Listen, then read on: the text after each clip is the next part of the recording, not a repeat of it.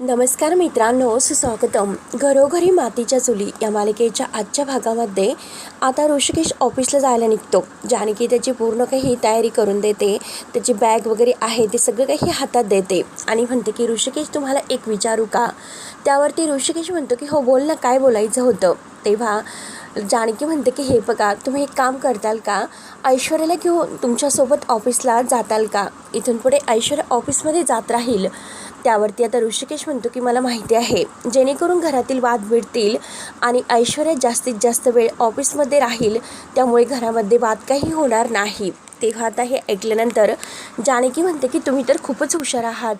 आणि ऋषिकेश म्हणतो की मी घेऊन जाईल, ऐश्वर्याला नक्कीच घेऊन जाईल.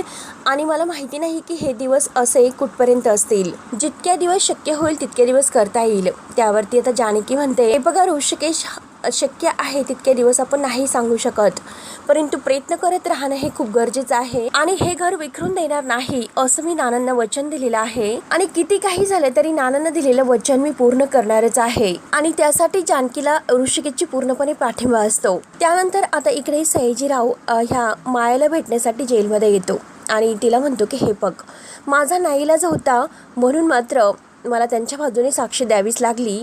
तेव्हा आता माया म्हणते की हो मला माहिती आहे. आणि जानकीला तर असं वाटत असेल की तिने मला जेलमध्ये अडकवलं म्हणजे ती जिंकली म्हणून. पण तिला माहिती नाही की ह्या मायाला मात्र कोणतेही जेल आणि कोणताही पिंजरा बंदिस्त नाही करू शकत. तेव्हा सयाजी तिला विचारतो की ए बाई, अगं तू कशाच्या जोरावर इतकं सर्व काही बोलते? तू केस हरलेली आहे, लक्षात आहे का? त्यावरती आता ही माया म्हणते की जरीही ते लक्षात असलं तरी सुद्धा मला इथून बाहेर काढण्यासाठी तुम्ही आहात ना? त्यावरती सयाजीराव विचारतो, माझा काय संबंध आहे? मी काही तुला मदत वगैरे नाही करणार. तेव्हा ती माया म्हणते की मी मदत करण्याचे जर 5 कोटी दिले तर मग तरी सुद्धा तुम्ही नाही करणार का? आणि सयाजी म्हणतो की 5 कोटी आणि 5 कोटी करून काय करायचं आहे? तर माया ही अगदी रागातच म्हणते की रणदिव्यांची पूर्णपणे वाट लावायची आहे. एखादील माळ्यातील मणीसारखे सगळे रणदिवे विखुरलेच गेले पाहिजे. त्यांच्या मनात मात्र एकमेकांविषयी इतका राग आणि इतका संताप निर्माण करायचा आहे, त्यांना मात्र एकमेकांचे चेहरे बघण्याची इच्छाच होणार नाही. आणि हे बघा, हे घर मात्र एकीवर उभं आहे असं जानकी सांगत असते आणि तोच त्यांच्या घराचा पाय आहे असं सांगत ती मिरवत असते. आता मला सुद्धा तोच पाया उद्ध्वस्त करायचा आहे. एकत्र कुटुंब जीच त्यांची ताकद आहे तर तीच ताकद मला संपवायची आहे. त्यांच्यामध्ये इतकं गैरसमज निर्माण करायचं आहे की त्या गैरसमजचं जग वादळ आहे तर ते जानकी सकट मात्र अख्ख्या रणदिव्यांना उद्ध्वस्त करून टाकेल असे गैरसमज त्यांच्यामध्ये निर्माण करून भांडण सुरू करायचं आहे. जानकीला मात्र तिचं कुटुंब आधार आहे, तिचं आभाळ आहे आणि मग तिचं ते आभाळच आहे तर ते मी फाडून टाकणार म्हणजे टाकणारच. आणि मला सुद्धा बघायचं आहे की तिचं ते आभाळ फाटल्यानंतर ती कुठे कुठे थिगडं लावणार आहे. तर त्यानंतर ऋषिकेश आता तयार होऊन बाहेर येतो, जानकीला आवाज देत असतो आणि तेवढ्यात जानकी त्याचा डब्बा घेऊन येते. आणि ऋषिकेश, हा तुमच्यासाठी डब्बा आहे, हा ऐश्वर्याचा आणि हा तुमचा. ऐश्वर्याच्या कामाचा आज पहिला दिवस आहे, दोघही वेळेत जेवा. त्यावरती ऋषिकेश विचारतो की अगं पण ऐश्वर्या आहे तरी कुठे? म्हणजे ती माझ्यासोबत ऑफिसला तर येणार आहे ना नक्की? त्यावरती जानकी म्हणते की ऐश्वर्या बरं, बहुतेक तिच्या रूममध्ये आहे की नाही मी बघून येते. म्हणून जानकी तिच्या रूममध्ये डोकायला येते आणि तेवढ्यात ऐश्वर्या मात्र ऑफिसला जाण्यासाठी तयार होत असते. सारंग तिला विचारत असतो की ऐश्वर्या, म्हणजे तुम्ही दादासोबत ऑफिसला जाणार आहात का? तेव्हा आता ऐश्वर्या म्हणते की हो, कारण मीच जरा विचार केला की घरी बसून राहिले तर विचार वाढतील आणि जर तिकडे कामावर गेले तर बिजी राहील आणि माझ्यासाठी ते चांगलं आहे, त्यामुळे दादांच्या कामासाठी सुद्धा माझी थोडीशी मदत होईल. तेव्हा सारंग म्हणतो की अच्छा, पण हे सर्व अचानक कसं ठरवलं तुम्ही इतक्या? तेव्हा ऐश्वर्या थोडीशी शांत होते आणि परत म्हणते की नाही सारंग, अचानक असं काही नाही. सारंग म्हणतो की तुम्ही कितीही माझ्यापासून लपवा तरी सुद्धा मला कळालेलं आहे, कारण अवंतिका बहिणीच्या जवळ तुम्ही जास्तीत जास्त वेळ नाही राहू शकणार, म्हणून तुम्हाला ऑफिसला पाठवलं जातं आणि हे डोकं नक्की त्या सौमित्र दादाचं असेल. तेव्हा आता जानकी तेथे दरवाजात येते आणि जानकी म्हणते की नाही भाऊजी, हे सौमित्र भाऊजींचं डोकं नाही, ही कल्पना मात्र माझ्या डोक्यात आलेली आहे. माझं ऐश्वर्याशी बोलणं सुद्धा झालं होतं आणि मीच तिला सुचवलं होतं की ऐश्वर्या तू आपलं ऑफिस जॉईन कर म्हणून. आणि ऐश्वर्या मात्र तिकडे राहील तर तितकेच आपल्या घरामध्ये वाद हे कमी होतील, घरामध्ये शांतता राहील. सौमित्र भाऊजी आणि ऐश्वर्या एकमेकांच्या समोर नाही आले तर आता घरातील वाद सुद्धा आणखीनच कमी होतील आणि ऐश्वर्याला सुद्धा शांत वाटेल. आणि हाच विचार माझ्या मनामध्ये आलेला होता. तेव्हा आता सारंग बघतच असतो तर जानकी विचारते की काय झालं, तुम्हाला सुद्धा चुकीचंच वाटतं का? तेव्हा सारंग म्हणतो की नाही वहिनी, अगं तसं नाही. तेव्हा जानकी म्हणते की अहो मग तरी सुद्धा तुम्ही ऐश्वर्याला असे प्रश्न का विचारत होतात? आणि तुम्ही तर तसे नवऱ्याप्रमाणेच नाही की बायकोवर दमदाटी करतील आणि तिला मनाप्रमाणे काही करून देणार नाही. म्हणून भाऊजी तुम्ही सुद्धा आता इतर नवऱ्यांप्रमाणे झालेले नाहीत ना नक्की? म्हणजे कसं की बायकोला घरात बसून ठेवायचं, तिच्यावर कामासाठी दमदाटी करायची आणि अरेरावी करायची, नवरेपणाचा पूर्णपणे हक्क गाजवायचा. त्यावरती आता हे ऐकल्यानंतर सारंग म्हणतो वहिनी अगं काय बोलतेस तू? ऐश्वर्या सोबत मी कधी असं नाही वागणार. प्रश्न हा नव्हता की आता ह्या का जातील, प्रश्न हा होता की नक्की हा निर्णय कोणाचा आहे तो, आणि त्या ऑफिसला जातात तर मनापासून जातात ना हे मी त्यांना विचारत होतो. तेव्हा ऐश्वर्या खुशत म्हणते की हो सारंग, मी माझ्या मनाविरुद्ध कामावर नाही जात. आणि तुम्हाला माहिती आहे का जे जे काही अगोदर मी केलं नव्हतं ते सगळं काही मनापासून मला करायचं आहे आणि मी माझ्या मनापासून हे कामाला जायला तयार आहे. तेव्हा आता सारंग म्हणतो की ठीक आहे ऐश्वर्या. मग त्यावरती जानकी विचारते की नक्की ना सारंग भाऊजी, तुम्हाला नक्की चालणार आहे ना ते आपलं ऑफिस जॉईन करणार आहे त्याबद्दल? तेव्हा ऐश्वर्या विचारते की सारंग तुम्हाला चालेल ना नक्की? मी ऑफिसला गेलेलं. त्यावरती सारंग म्हणतो की अहो मला का विचारतात, तुमचा निर्णय आहे त्यामुळे तुम्ही नक्की मनापासून जाऊ शकतात. आणि सारंग आता खुशत परवानगी देतो. तेव्हा आता जानकी आणि ऐश्वर्याचा चेहरा मला तर खुलतोय आणि जानकी पुन्हा म्हणते की मला माहिती आहे सारंग भाऊजी, तुम्ही आता ऐश्वर्या ऑफिसला जाईल आणि तुम्ही घरी एकटे असताल, तुम्हाला तुमच्या बायकोची काळजी वाटेल, तुम्हाला करमणार नाही, परंतु तुम्ही त्याचं टेन्शन घेऊ नका बरं का. कधीही तुम्हाला ऐश्वर्याची आठवण आली तर आपलेच ऑफिस आहे, आपण तिला कधीही फोन करून घरी बोलावून घेऊ शकतो, हो की नाही ऐश्वर्या? ऐश्वर्या लाजते आणि गालातल्या गालात हसते. सारंग तिच्याकडे बघतोय आणि तो सुद्धा लाजत म्हणतो की काय वहिनी काय बोलतेस? तेव्हा ऐश्वर्या म्हणते की चला आता ऑफिसला जायचं आहे, उशीर होतोय. तेव्हा सारंग खुश होत ऐश्वर्याला बेस्ट ऑफ लक करतो. ऐश्वर्या त्याला थँक्यू म्हणते. तेव्हा आता जानकी आणि ऐश्वर्या खाली येतात आणि येता येता त्यांची सर्व काही तयारी सुरू असते. ऐश्वर्या म्हणते की सगळं काही घेऊन झालेलं आहे आणि तेवढ्यात ऋषिकेश आता विचारतो की चला निघायचं का? ऐश्वर्या म्हणते की हो. तेव्हा ऐश्वर्या म्हणते की एक मिनिट. जानकी विचारते की काय झालं? तेव्हा ऐश्वर्या लगेच आता जानकीला ऋषिकेशच्या जवळ उभं राहण्यासाठी सांगते आणि त्या दोघांच्या पाया पडते. तेव्हा ऋषिकेश विचारतो की हे काय? तर ऐश्वर्या म्हणते की जानकी वहिनी आणि दादा तुम्ही माझ्यापेक्षा मोठे आहात आणि आय नो मला कळतं की हे सर्व काही मी पहिल्यांदा करते. एक गोष्ट म्हणजे मी हे सगळं मनापासून करत आहे. आज माझ्या ऑफिसचा पहिला दिवस आहे त्यामुळे मी तुमच्या पाया पडले. तर जानकी म्हणते की हो ऑफिसचा तर पहिला दिवस आहे, तुला मी एक सल्ला सुद्धा देते की कायम तू अशीच आनंदी राहा म्हणून आणि खुश राहा. आणि हे बघ अगं ऐश्वर्या, मला माहिती आहे की खूप काही गोष्टी घडून गेलेल्या आहेत, पण विश्वास ठेव की सगळं काही ठीक होईल, थोडेसे पेशन्स ठेव आणि खुश होत. ते तिला ऑल द बेस्ट असं करते. ज्याने ऐश्वर्या आता ओके असं म्हणते आणि त्यावर ऋषिकेश म्हणतो की चला आता निघायचं का? ऐश्वर्या म्हणते की हो नक्कीच निघूया म्हणून ते दोघंही निघणार. तोच लगेच आता जानकी पुन्हा त्यांना थांबवते. त्यावरती आता ऋषिकेश विचारतो की आता काय झाले? तर जानकी म्हणते की आता तुम्ही असं का विचारतात? अहो ऐश्वर्याच्या कामाचा आज पहिला दिवस असल्यामुळे तिला दही साखर वगैरे द्यायला नको का? आणि तेवढ्यात वहिनी करत अवंतिका बाहेर येते. ती म्हणते की ऑलरेडी मी ऐश्वर्यासाठी दही साखर घेऊन आलेले आहे. तर तिच्या हातात दही साखरेची वाटी असते आणि घे ना असे बोलून अवंतिका द्यायला जाते. तेव्हा ऐश्वर्या अवंतिकाला विचारते की अगं पण तू माझ्यासाठी दही साखर का आणलंस? अवंतिका विचारते की मी आणलंस म्हणजे नक्की काय म्हणायचं आहे ऐश्वर्या तुला? अवंतिका आता परत म्हणते की ऐश्वर्या अगं जरी तुला माझ्या जवळ येण्याची परवानगी नसेल पण मी तर तुझ्या जवळ येऊ शकतेस म्हणून मी घेऊन आले. आणि हे बघ ऐश्वर्या मस्त मन लावून काम कर, ऑल द बेस्ट. आणि ऐश्वर्या तिला थँक्यू असं म्हणते आणि दही साखर वगैरे देते. तर जानकी म्हणते की ऐश्वर्या जाताना डब्बा वगैरे घेऊन जा. तेव्हा ऐश्वर्या तिचा डब्बा वगैरे आहे तो उचलते आणि खुश होत ती आता ऋषिकेशच्या सोबत कामावर जाते. तेव्हा आता जानकी खुश होत अवंतिकाला म्हणते की तू तर खरंच किती समजूतदार आहे, रणदिव्यांची सून मात्र शोभतेस आणि तुझा हा समजूतदारपणा मला खरंच खूप आवडला. तू ऐश्वर्यासाठी दही साखर घेऊन आलीस खरंच. तेव्हा आता अवंतिका खुशत म्हणते की वहिनी अहो ऐश्वर्या आपल्यासाठी आता या फॅमिलीसाठी इतके सर्व काही प्रयत्न करत आहे, आपण सुद्धा थोडेसे एफर्ट्स घेतलेच पाहिजे. तेव्हा आता जानकी म्हणते की हो बरोबर आहे, परंतु आता बास, कारण आता एफर्ट्स घेतले तू ठीक आहे, आता मात्र काही करायचं नाही, तू इथून पुढे आराम करायचा आहे, फक्त आणि फक्त आराम करायचा आहे. तर अवंतिका हसते आणि म्हणते की अरे देवा वहिनी किती असा आराम करायचा आहे बरं? तर जानकी म्हणते की वर्षभर करायचं आहे. म्हणते की अगं वर्षभर म्हणजे एक वर्ष नाही अगं 2 वर्ष.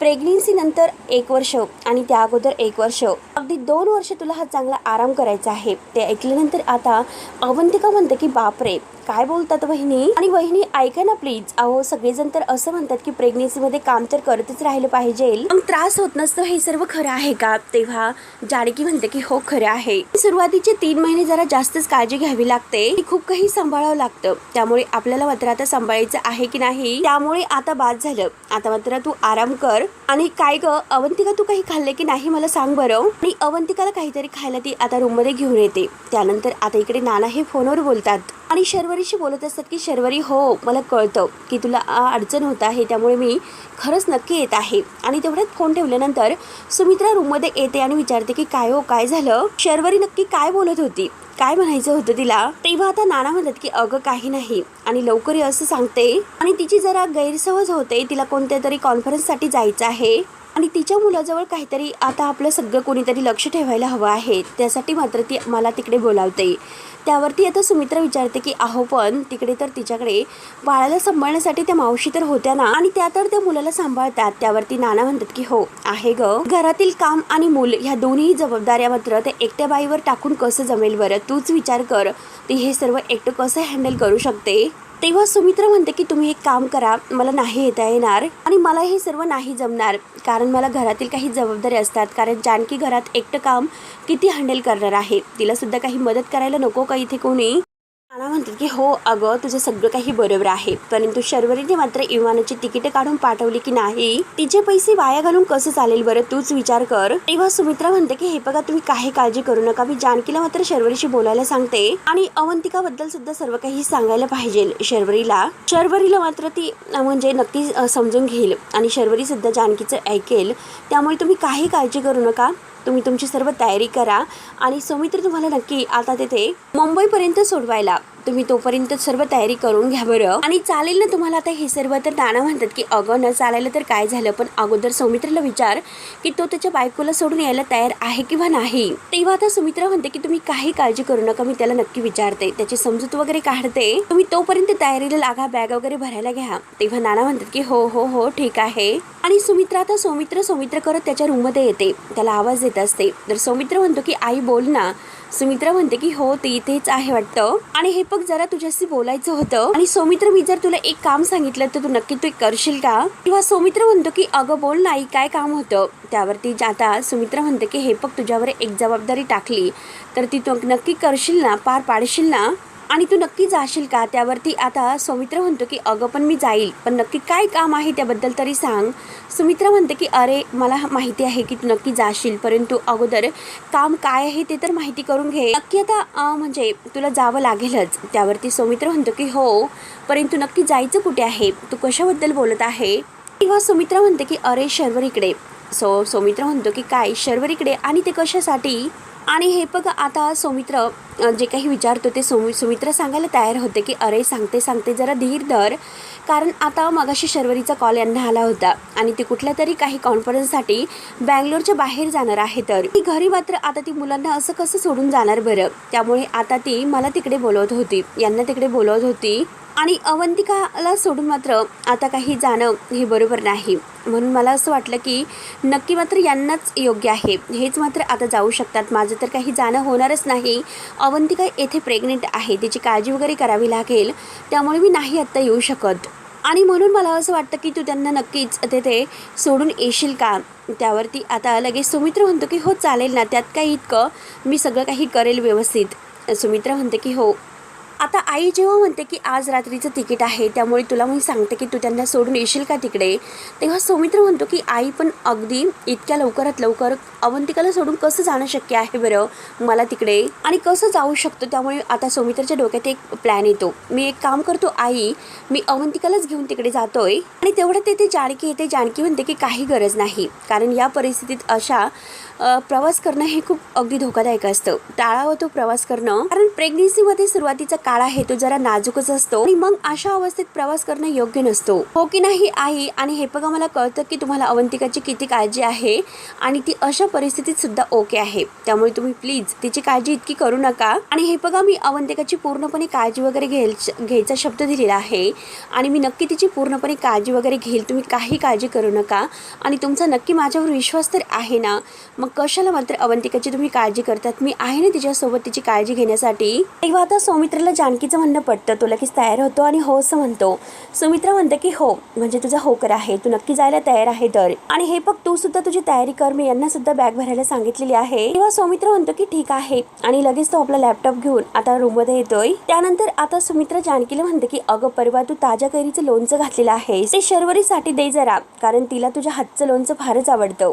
तेव्हा आता जानकी सुद्धा खुशत म्हणते की आई अहो माझ्या लक्षात आहे, मी भरून ठेवलेलं आहे आणि मी सगळं काही घेऊन येते, तयारी माझी झालेली आहे. आणि त्यानंतर आता अवंतिका ही साड्यांच्या घड्या वगैरे घालत रूममध्ये बसलेली आहे आणि तेवढ्यात तेथे सौमित्र येतो. सौमित्र लगेच म्हणतो की अवंतिका तू काम करू नको, मी आहे ना, दे बरं इकडे, मी काम करतोय. त्यावरती अवंतिका म्हणते की अरे सौमित्र प्लीज, अरे मला काहीतरी करून दे ना. त्यावरती सौमित्र म्हणतो की नाही. आणि हे बघ मला एक गोष्ट सांगायची आहे तुला, कारण मी 2 दिवस मात्र नानांना सोडवण्यासाठी तिकडे मुंबईला चाललो. त्यावरती अवंतिका विचारते की का पण. सौमित्र म्हणतो की अगं शर्वरीला म्हणजे काहीतरी कामानिमित्त बँगलोरला जायचं आहे कॉन्फरन्ससाठी आणि तेथे नानांची तिला गरज आहे, त्यासाठी नानांना तिने तिकडे बोलावलेलं आहे आणि मी त्यांना सोडवायलाच मुंबईला जातोय. काहीतरी कारणं असतात आणि या घरात ऐश्वर्या आहे हे विसरू नकोस, तिच्यापासून तू लांब राहा आणि तिने जर काही खायला प्यायला दिले तरी सुद्धा तू ते घेऊ नकोस. आता तो तिला कशी काळजी घ्यायची हे सांगत असतो. तेव्हा अवंतिका म्हणते की सौमित्र अरे प्लीज शांत हो जरा आणि काही टेन्शन घेऊ नकोस. आणि याबद्दल तुम्हाला अजूनपर्यंत किती उपदेश देणार आहेत बरं. तू मुंबईला चालला मग तरी सुद्धा तुझी सर्व काही काळजी इकडेच असेल का? तू तुझी काळजी करायला हवी, सगळं काही नीट वगैरे घेतलेलं आहे का? त्यावरती आता लगेच सौमित्र म्हणतो की हो मी सगळं काही नीट घेतलेलं आहे, तू फक्त तुझी काळजी घे. तर अवंतिका म्हणते की हो मला काहीही होणार नाही हे लक्षात ठेव, त्यामुळे तू काही काळजी करू नकोस. तेव्हा आता सौमित्र तिला जवळ घेतो आणि म्हणतो की अवंतिका अगं तू माझं जग आहे आणि तुला जर काही झाले तर. त्यावरती लगेच अवंतिका त्याच्या तोंडाला हात लावते आणि म्हणते की नाही तुला काही झाले तर म्हणजे. आणि सौमी तू काही पण बोलतो काय रे हे असं बोलणं. आणि हे बघ अरे तू फक्त 2च दिवस मुंबईला चाललेला आहे, त्यामुळे नको इतकं टेन्शन घेऊ, येथे माझी काळजी घेण्यासाठी आई आहेत, वहिनी आहेत आणि ते नक्की माझी काळजी घेतील, त्यामुळे तुला टेन्शन यायची काही गरजच नाही. किंवा आता सौमित्र म्हणतो की अगं इथे जानकी वहिनी आहे, आई आहे, परंतु तू हे सर्व विसरतेस. ऐश्वर्या मात्र आता हे सगळं चांगुलपणा असण्याचं नाटक करत आहे, ती कधीही बदलणार नाही आणि उद्या जेव्हा ती कारस्थान करेल आणि तिच्यावर कुणाचाही संशय येऊ नये त्यासाठी हे सर्व ती नाटक करत आहे. तेव्हा अवंतिका म्हणते की नाही सौमी अरे तू अजून सुद्धा तोच विचार करतोय, अरे ऐश्वर्या खरंच सुधारलेली आहे, अरे तिच्या सगळ्या चुका तिला समजलेल्या आहेत, त्यामुळे ती खरंच असं नाटक वगैरे काही करत नाही. आणि तुला एक गोष्ट सांगते, अरे तुला ऐश्वर्यावर संशय आहे म्हणून जानकी वहिनींनी ऐश्वर्याला ऑफिसमध्ये पाठवण्याची जबाबदारी घेतलेली आहे, तिला ऑफिसमध्ये पाठवलेला आहे तर, आणि ते पण ऋषिकेश दादांच्या सोबत. अरे म्हणजे तिचं माझ्या बाजूला असण्याचा प्रश्नच येत नाही. आता हे सर्व ऐकल्यानंतर सौमित्र म्हणतो की काय बोलतेस तू, हे सर्व खरं बोलत आहे का? अवंतिका म्हणते की हो. दीपक सौमित्रा रे ते सगळ्यांनाच माझी काळजी आहे रे, म्हणून मी तुला सांगते की तू अजिबात टेन्शन घेऊ नकोस आणि जेव्हा तू परत येथे मुंबईवरून येशील ना तेव्हा मात्र मी येथे हसत खेळत अगदी हॅप्पी असेल. अरे म्हणून मी तुला तिथल्या कामावर फोकस करायला सांगत आहे, माझी अजिबात काळजी करू नकोस, मी येथे ठीक असेल आणि सगळं काही ओके आहे, सगळेजण माझी काळजी घ्यायला ओके आहे तर. आणि तेवढ्यात आता सौमित्र खूपच खुश होतो आणि अवंतिकाला घट्ट अशी मिठी मारतो. त्यानंतर आता नानांची पूर्ण तयारी झालेली असते. नाना म्हणतात की चला आता मला निघायचं आहे आणि तेवढ्यात जानकी धावतच येते, डबे वगैरे घेऊन आलेली असते आणि म्हणते की हे बघा मी शर्वरी वंशासाठी पापड, लोणचं, कुरडया सगळं काही वर्षभराचा मसाला वगैरे दिलेला आहे आणि हे बघा तुमच्या भाच्याला म्हणजे माझ्या भाच्याला मात्र माझ्या हातचे बुंदीचे लाडू आवडतात, मग ते सुद्धा मी दिलेले आहेत आणि तुमच्या दोघांसाठी मी डबा सुद्धा बनवून दिलेला आहे. बाहेरचं काही तुम्ही खायचं नाही, ताक सुद्धा तुम्हाला दिलेलं आहे, छान असं मसाला ताक. किंवा आता नाना म्हणतात की अगं हो जानकी किती काळजी करशील बरं. त्यावरती जानकी म्हणते की नाना इतक्या वर्षातून तुम्ही प्रवास करायला निघाला आहात आणि सगळ्यात महत्त्वाचं म्हणजे हल्ली मोबाईलचे खूप स्कॅम वाढलेले आहेत आणि कोणीही तुम्हाला येऊन विनंती जरी केली की मला फोन करायचा आहे, मेसेज करायचा आहे, कुणालाही फोन द्यायचा नाही आणि कळाले ना तुम्हाला आता हे सर्व सांगून टाकायचं की माझी बॅटरी लो आहे म्हणून. त्यावरती नाना म्हणतात की बरं झालं तू सांगून ठेवलंस, मी नाही देणार, मला माहितीच नाही आणि आजकाल जरा मी बाहेर सुद्धा जात नाही, माझं जाणं होत नाही, त्यामुळे त्यामुळे काही माहिती मिळतच नाही। आणि हे बघ जानकी, तू मात्र हे घर नीट सांभाळ, मी माझी काळजी तर नक्की घेईलच। तेव्हा आता खुश होत जानकी हो नाना असं म्हणते आणि तेवढ्यात नाना तर निघण्याची तयारीच करतात। सुमित्रा येते। सुमित्रा म्हणते की अहो थांबा थांबा, नातवासाठी आता इतकं छान गिफ्ट घेतलेलं आहे आणि त्याला जर ते गिफ्ट मिळालं नाही तर तो नाराज होईल, तो वाटच बघत आहे। तेव्हा आता नाना म्हणतात की सुमू अगं दे दे। जानकी म्हणते की आई तुम्ही गिफ्ट्स कधी आणले असं विचारते। तेव्हा आता नाना म्हणतात की बघ आता हे दाखवण्याचं राहिलेलं आहे आणि जानकीच्या हातामध्ये ते गिफ्ट्स देऊन अगं बघ ना, बघ तर खरी असं म्हणून जानकीच्या हातात खुश होत देतात। जानकी म्हणते की मी तर बघणारच आहे आणि तेवढ्यात आता सुमित्राने आणलेले ते गिफ्ट जानकी पाहते आणि छान अशी अंगठी त्यामध्ये असते आणि जानकी खुश होत म्हणते की खरंच खूपच सुरेख अशी डिझाईन आहे। नाना म्हणतात की हो ना, तुझ्या सासूची खूप तयारी असते, तुला काय माहिती नाही का? सुमित्रा म्हणते की हो गडबडीत राहूनच गेलं होतं म्हणून मी आता मला आठवले आणि शरूच्या मुलासाठी चैन आणि अंगठी घेतलेली आहे। तर तेव्हा आता जानकी खुश होत म्हणते की वा वा वा, खरंच खूपच छान आहे आणि मला पूर्ण खात्री आहे की शर्वरी वंशला खूपच आवडेल म्हणून आणि मला त्यांची चॉईस माहिती आहे, परंतु नाना मात्र हे सगळं काही सांभाळून न्या। आणि तेवढ्याच सुमित्रा म्हणते की सौमित्र कुठे गेलेला आहे म्हणून ती सौमित्राला आवाज देते आणि तेवढ्याच सौमित्र आलो म्हणून खाली येतो। अवंतिका विचारते की काय सगळी काही तयारी झालेली आहे ना? आणि नाना तर सारंग ऋषिकेश बद्दल विचारतात तर जानकी म्हणते की ऋषिकेश ऑफिसमध्ये गेलेले आहेत आणि त्यांना मी निरोप देईल की नानांना नक्की घाईघाईने मात्र शर्वरी वंशाकडे जावं लागलं। तेव्हा आता अवंतिका म्हणते की नाना बरं ठीक आहे, मला जाता जाता नक्की आशीर्वाद तरी द्या। तेव्हा अवंतिका नानांच्या पाया पडायला जाणार तोच नाना म्हणतात की नाही अवंतिका, वाकायचं नाही आता इथून पुढे, खूप आनंदात राहायचं आणि खुश राहायचं, माझं आयुष्य तुला लाभून दे। तेव्हा अवंतिका म्हणते की नाना उलट मात्र तुमचं आयुष्य आणखीनच मोठं होऊन दे। आणि आता जानकी म्हणते की नाना अहो धाकटे सुनेला तर आशीर्वाद मिळाले आहे, आता जरा थोरल्या सुनेला सुद्धा आशीर्वाद द्या। तेव्हा आता जानकी पाया पडायला जाणार तोच नाना म्हणतात की जानकी अगं तुला काय आशीर्वाद द्यायचे आहेत बरं? नाना म्हणतात की अगं तुझ्यासारखी सून मला मिळालेली आहे त्यामुळे मी रोज देवाचे आभार मानतो। जानकीला हसू येते। जानकी म्हणते की नाना काय हो, आणि जानकी आता हसते। तेव्हा मित्रांनो हा भाग येथे संपतो। पुढील भागामध्ये माया सयाजीला म्हणते की मी तुम्हाला जसे सांगितलेले आहे तसेच करायचे, रणदिवे कुटुंबाची कशी राख करायची त्याबद्दल। त्यानंतर अवंतिका आता बाहेर आलेली असते आणि आता ह्या सयाजीने तिच्या मागे गुंड पाठवलेले असतात। मायेचं ऐकून अवंतिका आता मागे वळून बघते तर तिच्या मागे गुंड ती खूप घाबरते। ते गुंड शेवटी तिला अडवतात। तेवढ्यात तेथे वाचवायला आता ह्या अवंतिकाला जानकी येते आणि जानकी त्या गुंडांच्या डोळ्यामध्ये माती फेकते। अवंतिकाला मात्र जानकीला बघून फारच आनंद होतो। तेव्हा आता मित्रांनो पुढे नक्की काय होतं हे बघायला विसरू नका। तोपर्यंत धन्यवाद।